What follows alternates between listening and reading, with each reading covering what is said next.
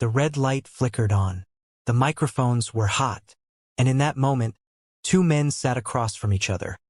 One who had spent 40 years building an empire on uncomfortable truths, and another who had spent his entire life running from them.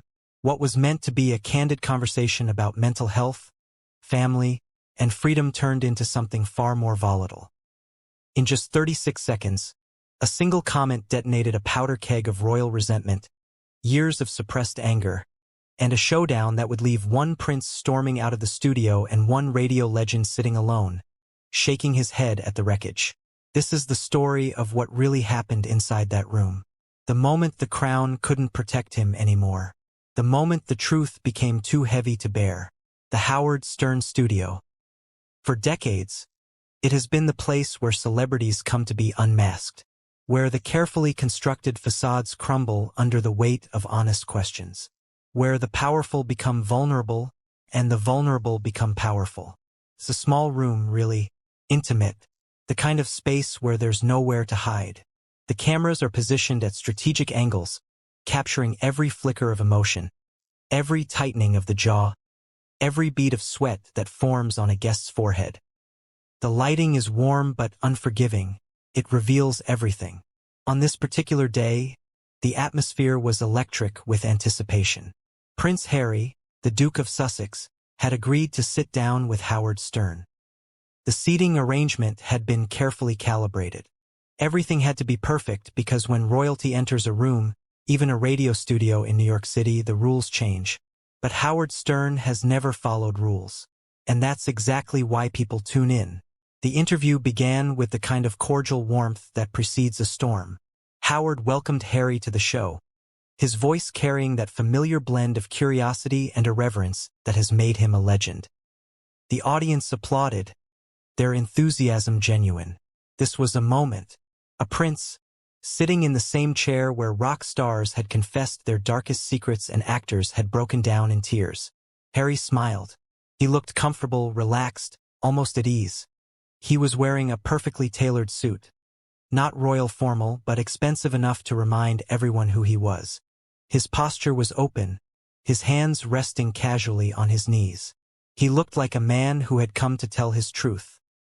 "Harry, welcome to the show," Howard said, leaning forward slightly. "It's great to have you here. I've been wanting to talk to you for a long time."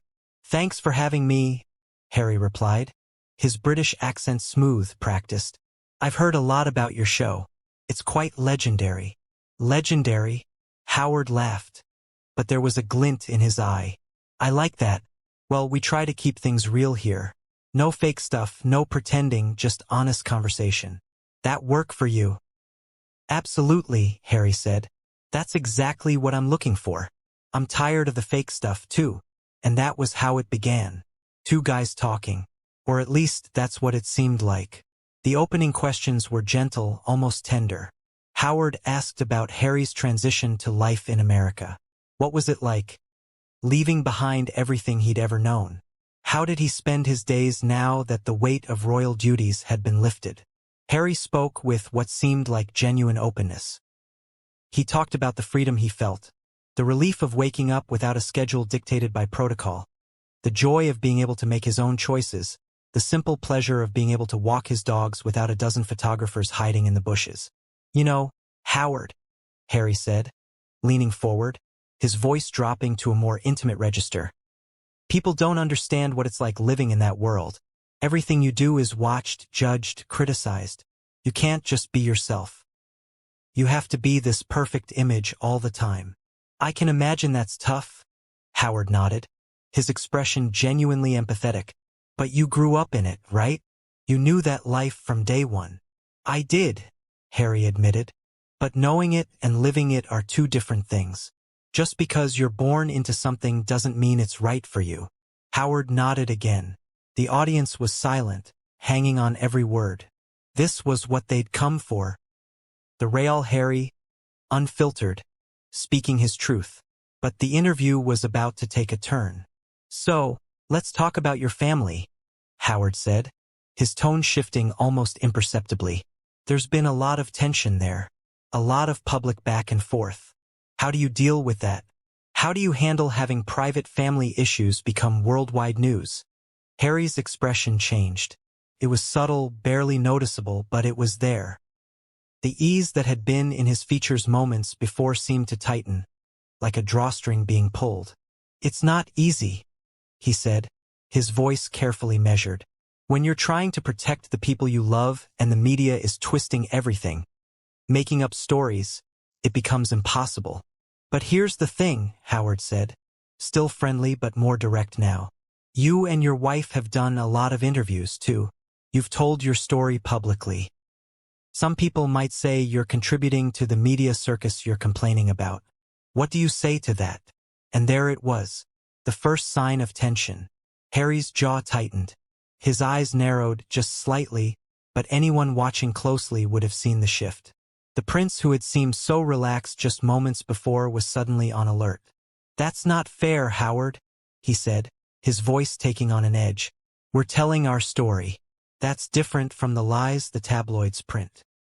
"I'm not saying it's not different," Howard replied calmly, holding up his hands in a gesture of peace. "I'm just saying when you go on Oprah, when you do Netflix documentaries, when you write books about your private life, you're opening the door. You're inviting people in. You can't be surprised when they have opinions." "Opinions are fine," Harry shot back, his voice rising slightly. "But there's a difference between opinions and attacks. There's a difference between commentary and cruelty." "Hey, I'm not attacking you," Howard said, his voice still level. "I'm just asking questions. That's what we do here. That's what you signed up for when you came on the show." "I signed up for a conversation," Harry said, the words sharp pointed. "Not an interrogation." The energy in the room shifted. You could feel it, a palpable change in the atmosphere. The relaxed, friendly vibe that had characterized the first 20 minutes of the interview was gone, replaced by something sharper, more uncomfortable. Howard, to his credit, didn't back down. He had been doing this too long to let a guest dictate the terms of the conversation. If Harry thought he could control the narrative through sheer royal authority, he was about to learn a hard lesson.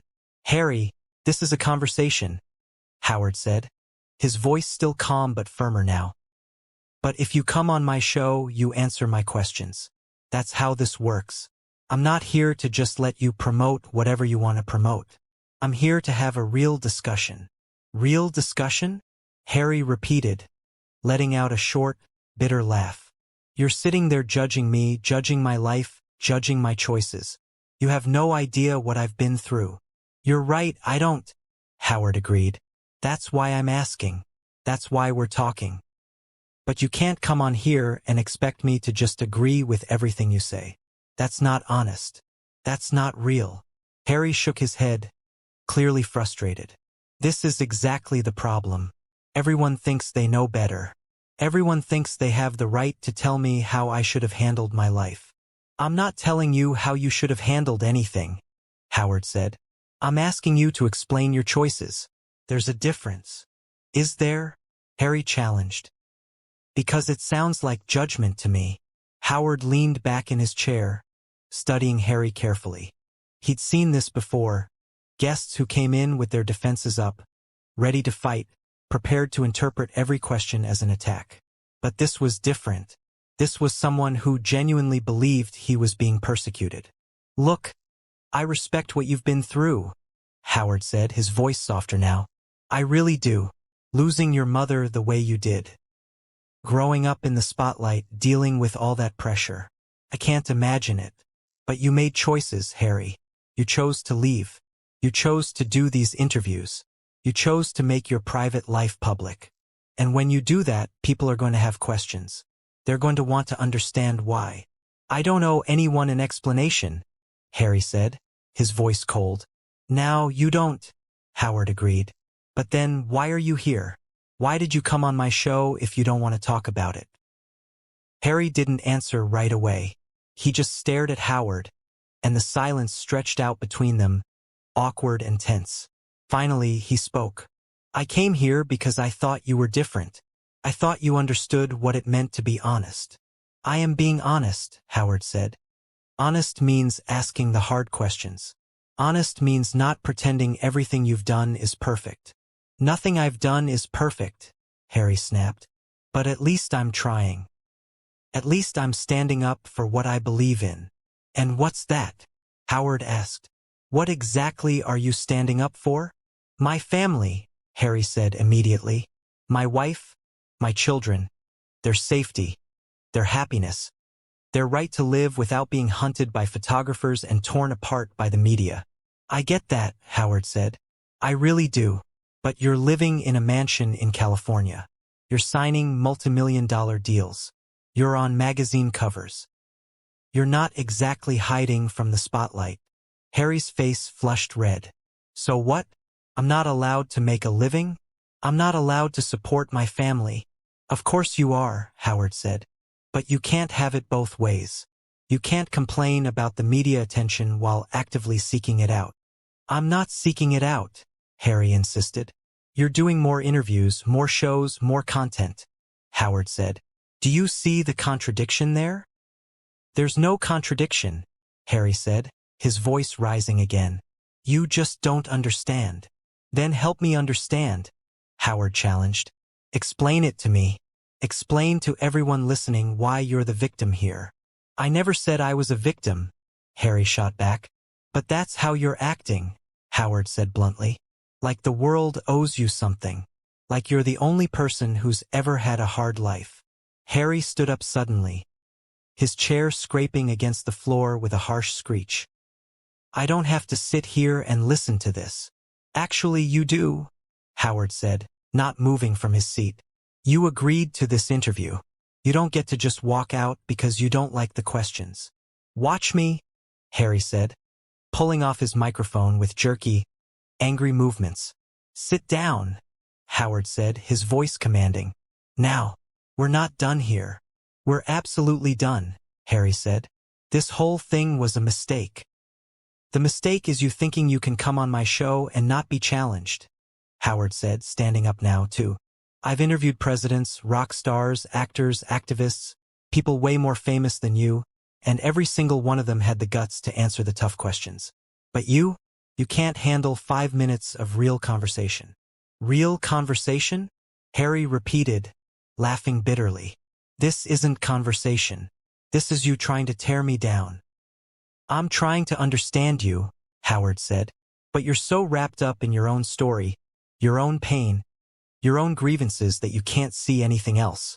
You don't know anything about my pain, Harry said, his voice shaking with anger. You're right, I don't, Howard said. But I know what self-pity looks like, and I know what entitlement looks like, and I'm seeing both right now. The room went completely silent. Even the producers behind the glass seemed frozen, their hands hovering over controls, unsure whether to cut to commercial or let this historic moment play out. The camera lights flickered, capturing every detail. Harry stood there, a figure of barely contained rage, staring at Howard with pure fury in his eyes. His hands were trembling at his sides, his face flushed crimson. How dare you? Harry said quietly, his voice dangerous. How dare you call me entitled? If the shoe fits, Howard said, shrugging with deliberate casualness. I gave up everything, Harry said, his voice getting louder, cracking at the edges. I walked away from my entire life, my family, my country. I gave up a future as a working royal. I gave up security, stability, everything I knew. And you're calling me entitled. You gave up a life of luxury and privilege for a slightly different life of luxury and privilege, Howard said. Forgive me if I'm not breaking out the violin. This is unbelievable, Harry said, shaking his head in disbelief. I thought you were supposed to be this great interviewer, this guy who gets people. But you're just like everyone else. You're just another person who wants to take shots at me. I don't want to take shots at you, Howard said. I want you to be real. I want you to admit that maybe, just maybe, some of the criticism you've received is valid. That maybe you've made some mistakes. And maybe you're not the hero of this story, Harry shot back. And maybe you're not as smart as you think you are. Howard laughed, but there was no humor in it. There it is. When you can't win the argument, go for the personal insult. You've been insulting me this entire time, Harry said. I've been asking you questions, Howard corrected. The fact that you feel insulted says more about you than it does about me. Harry grabbed his jacket from the back of his chair, his movements sharp with anger. I'm done with this. I'm done with you. Great, Howard said. The door's right there. You know what your problem is, Howard? Harry said, turning back to face him one last time. You're jealous. You're just some radio guy who wishes he had the life I have. You wish you had the platform I have. You wish people cared about you the way they care about me. The room went dead silent again. Everyone knew Harry had just crossed a line. The cameras caught the subtle change in Howard's expression. Not anger, but something colder. Something that had been forged over 40 years of dealing with egos and entitlement. Is that what you think? Howard asked quietly. It's obvious, Harry said, emboldened now. You're a nobody trying to make yourself feel important by tearing down somebody. It's pathetic. Howard walked slowly around his desk, moving with deliberate calm. He stood face to face with Harry, close enough that the cameras could capture every flicker of emotion on both their faces. Now let me tell you something, he said, his voice low and controlled. I built this show from nothing. I worked my way up from playing records at a nothing station to having one of the most successful shows in radio history. I did it by being real, by being honest, by not pretending to be something I'm not. I don't need a title. I don't need a crown. I don't need my grandmother to tell me I matter. I proved it every single day for 40 years. Good for you, Harry said sarcastically. And you, Howard continued, his voice getting harder. You were born into relevance. You didn't earn it. You didn't work for it. It was handed to you on a silver platter. And the moment things got hard, the moment you actually had to deal with real problems, you ran. You quit. And now you spend your time crying about how unfair it all is. I didn't run, Harry said through clenched teeth. I left a toxic situation. You left because you couldn't handle it, Howard said. You left because being a prince was too hard. Poor you. Meanwhile, there are people out there working 3 jobs to feed their kids. There are people fighting cancer. There are people dealing with real problems. But sure, let's all feel sorry for the prince who had to give up his free mansion. You don't understand anything, Harry said, his face completely red now. I understand that you're standing in my studio in a $2,000 suit calling me pathetic, Howard said. I understand that you're so disconnected from reality that you actually believe you're the victim here. I understand that you came on my show expecting me to kiss your ring. And when I didn't, you threw a tantrum. I'm not throwing a tantrum, Harry insisted. Could have fooled me, Howard said. You're acting like a spoiled child who didn't get his way. And you're acting like a bully, Harry shot back. A bully, Howard repeated. I asked you some questions. That's my job. If you can't handle that, then you shouldn't be doing interviews. You should go back to your mansion and hide behind your security team. At least I don't hide behind a microphone, Harry said. At least I have the courage to put myself out there. The courage, Howard laughed. You think it takes courage to do interviews where you're guaranteed softball questions? You think it takes courage to talk to people who are scared to challenge you because you're a prince? That's not courage. That's cowardice. I came on your show, Harry reminded him. I knew you'd ask tough questions. And yet you're falling apart the second I actually do, Howard observed. I'm not falling apart, Harry said, but his voice was shaking now. Really? Howard gestured at him. Because from where I'm standing, you look like you're about 10 seconds away from crying. Go to hell, Harry said. Get out of my studio, Howard said, his voice final now. Gladly, Harry said, heading for the door. And Harry, Howard called after him. Next time you want to play the victim, make sure you're actually talking to someone who cares. Harry spun around, his face twisted with rage. You know what? You're just bitter. You're a bitter old man who hates seeing other people happy. You can't stand that I had the guts to leave a situation that was killing me. You can't stand that I chose my happiness over duty. I don't care about your happiness, Howard said. Honestly, what I can't stand is you acting like you're some kind of revolutionary for quitting your job and moving to California. What I can't stand is you pretending you're this champion of mental health while you publicly trash your family. What I can't stand is you selling your story over and over again while complaining about privacy. My family deserves to be called out, Harry said. They treated my wife horribly. They treated me horribly. Maybe they did, Howard said. I don't know, I wasn't there. But I do know that instead of handling it privately, instead of working it out like adults, you ran to the media. You did exactly what you claim to hate. I had no choice, Harry insisted. There's always a choice, Howard said. You chose the nuclear option. You chose to burn every bridge. You chose to make your private family drama into a public spectacle. Own it. Stop pretending you're the innocent one here. I am innocent, Harry said.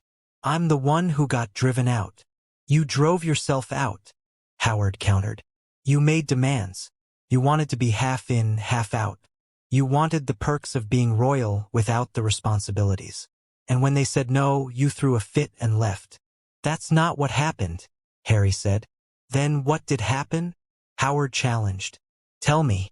Explain it to me in a way that makes you look like anything other than a spoiled brat who couldn't get his way. Harry's hands were shaking now, his knuckles white where he gripped his jacket. I protected my family. I did what I had to do to keep them safe. Safe from what? Howard asked. Safe from having their picture taken? Safe from being written about in newspapers? Welcome to being famous. That's the deal. If you didn't want that life, you should have given up the title, given up the money, and disappeared. But you didn't. You wanted to keep the fame, keep the platform, keep the Netflix deals. You just didn't want any of the downsides. The downsides include people like you, Harry said viciously. People who make money by tearing others down. People who pretend to care about mental health until it's time to interview someone and then you just attack. I'm not attacking you, Howard said for what felt like the 100th time. I'm holding you accountable. There's a difference. And if you can't tell the difference, that's your problem, not mine.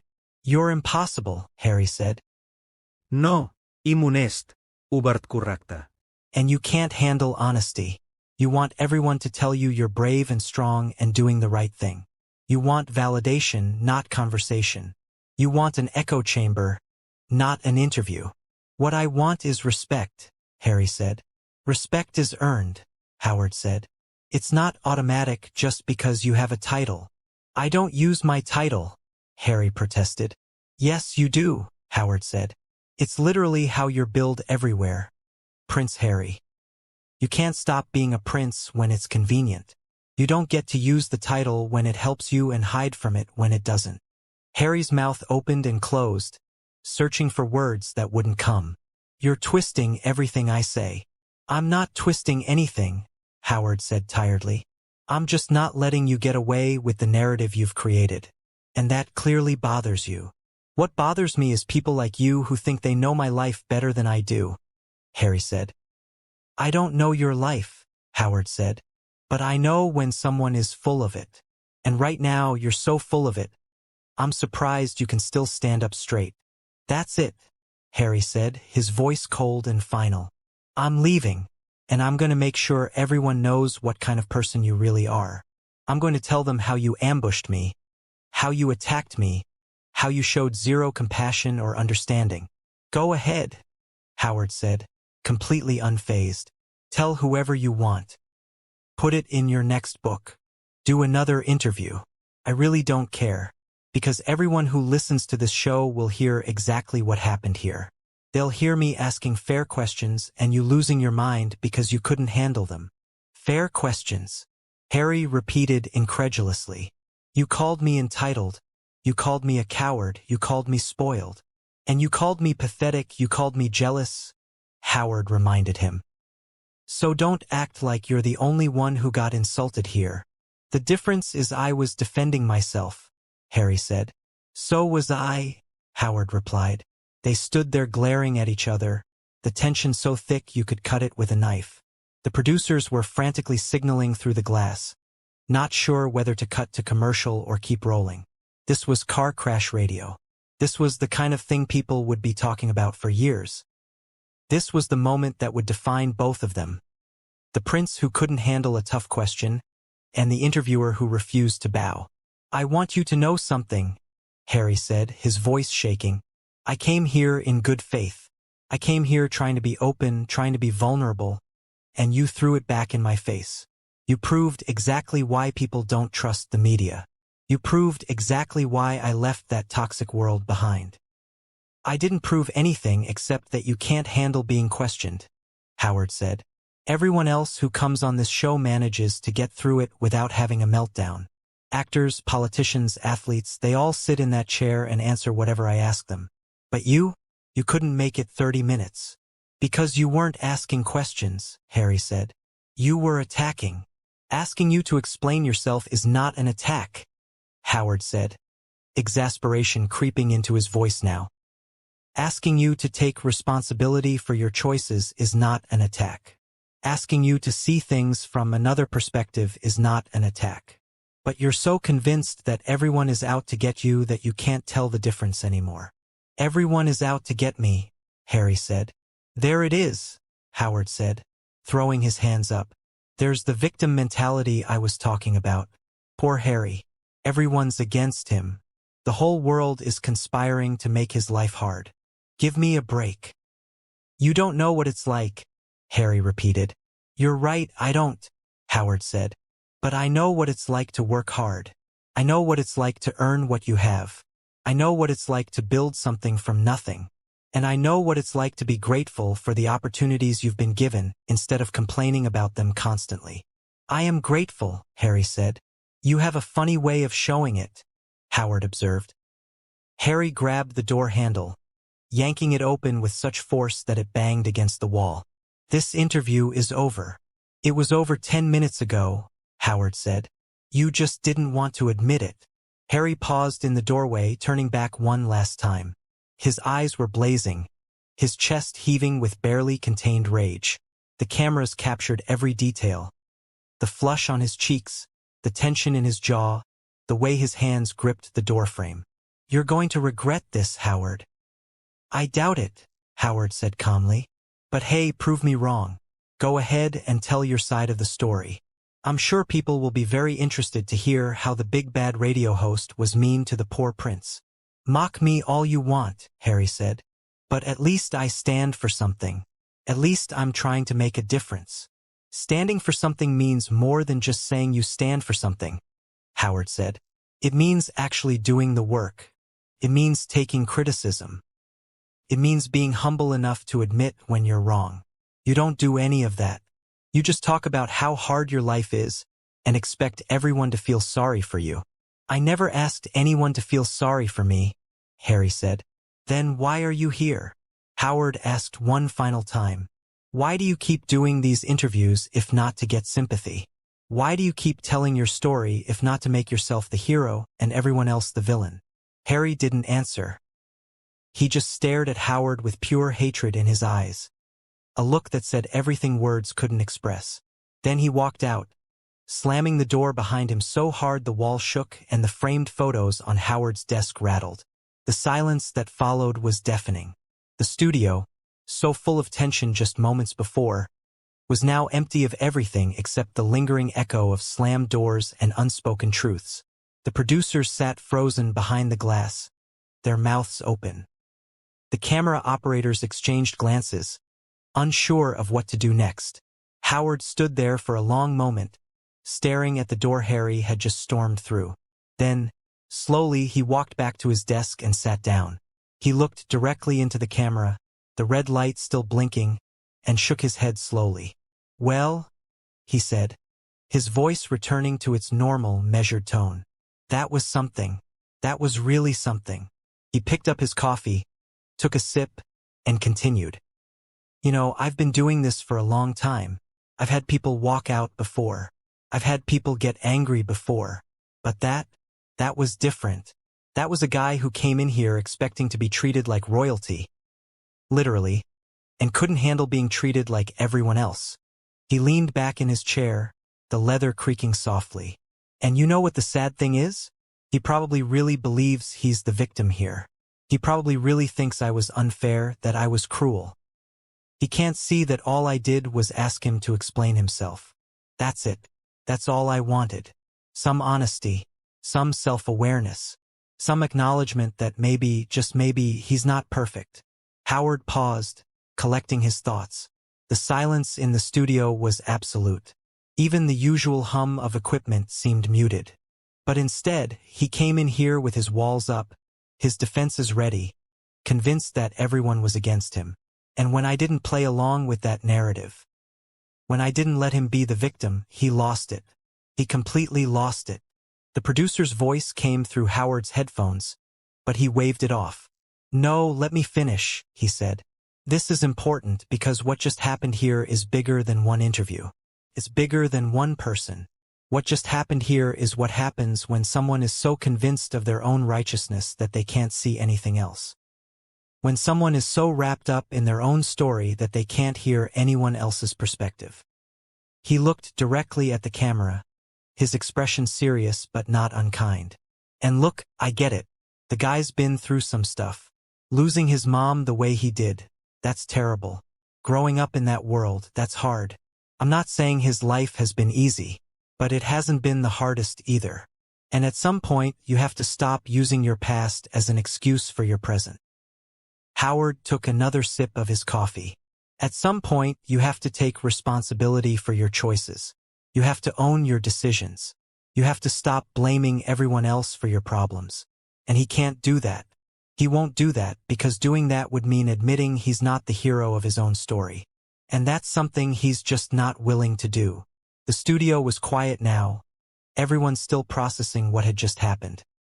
Howard looked around at his team, seeing the shock on their faces, the dazed expressions of people who had just witnessed something historic. "Sorry, folks," he said with a slight smile. "I know that got intense, but sometimes that's what happens when you ask real questions. Sometimes people can't handle the truth. And sometimes the truth is that the person sitting across from you is more interested in being right than being real." He shuffled some papers on his desk, the mundane gesture grounding him. "Anyway, that's the show. That's what you came here for, right? Real moments, real conversacions, no filter, no pretending. Just honest-to-goodness human interaction. Even when it gets ugly." Howard glanced at the door Harry had slammed. "And it definitely got ugly. But you know what? I don't regret a single question I asked. I don't regret challenging him because that's my job. That's what I do. I ask the questions everyone else is afraid to ask. I say the things everyone else is thinking but won't say. And if that makes me the bad guy in someone's story, then so be it." He looked back at the camera, his expression softening slightly. "Because at the end of the day, I can sleep at night knowing I was honest. I can look at myself in the mirror knowing I didn't kiss anyone's ring. I didn't bow down to anyone's title. I treated him like I treat everyone else who sits in that chair. With respect, yes, but also with the expectation that they'll be real with me." Howard stood up, signaling that the interview truly was over now. He couldn't do that. He couldn't be real. And that's the tragedy of it, really. He came here wanting to tell his truth, but he couldn't handle the truth being turned back on him. And that, more than anything, is what makes this moment so telling.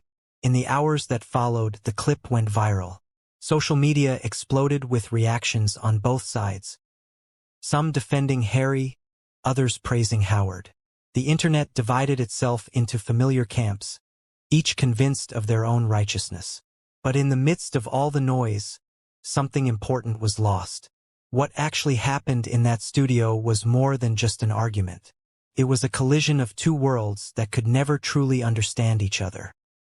On one side, a man who had been born into the highest privilege imaginable, raised to believe that his story was more important than others, taught that his pain was unique. On the other, a man who had clawed his way up from nothing, who had built his empire on the belief that everyone bleeds the same, that no one is above accountability. The prince and the provocateur, the man who was raised to be revered and the man who made his name by refusing to revere anyone. And in that moment, when the door slammed shut and the cameras kept rolling, something was revealed that no amount of editing could hide. the uncomfortable truth that even the most privileged among us can't escape the consequences of their choices. That being real means accepting that you might not always be the hero. That true courage isn't just telling your story, it's being willing to hear other people's stories, too. Harry walked out of that studio with his dignity intact, at least in his own mind. He believed he had stood up for himself, defended his family, and refused to be bullied. But the footage told a different story.